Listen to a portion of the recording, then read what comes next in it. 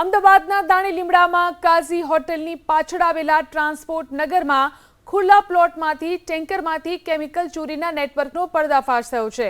પોલીસે 61,69 લાખ રૂપિયાનું 52,000 કિલોથી વધુનો કેમિકલનો જથ્થો જપ્ત કર્યો। સ્ટેટ મોનિટરિંગ સેલે દરોડો પાડી કેમિકલ, મોબાઈલ, રોકડ અને વાહન સહિત 98 લાખનો મુદ્દામાલ જપ્ત કરી સ્થળ પર હાજર 6 શખ્સની ધરપકડ કરી। પોલીસે સાહેબ શેખ, ઈશાક ખાન પઠાણ, ભરતસિંહ ધોબી, રાજુ પ્રસાદ, જીતેન્દ્ર યાદવ, લાગુરામ બિશ્નોઈની ધરપકડ કરી છે તો અશફાક શેખ, પ્રકાશ પટેલ, દિનેશ ટિમ્બલિયા અને હનીફ નામના શખ્સને વોન્ટેડ જાહેર કર્યો છે।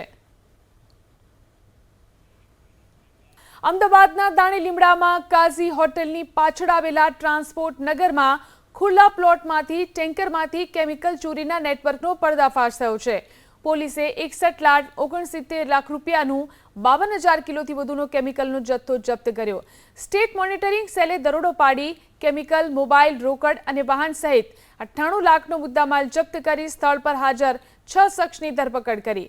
પોલીસે સાહેબ શેખ, ઈશાક ખાન પઠાણ, ભરતસિંહ ધોબી, રાજુ પ્રસાદ, જીતેન્દ્ર યાદવ, લાગુરામ બિશ્નોઈની ધરપકડ કરી છે તો અશફાક શેખ,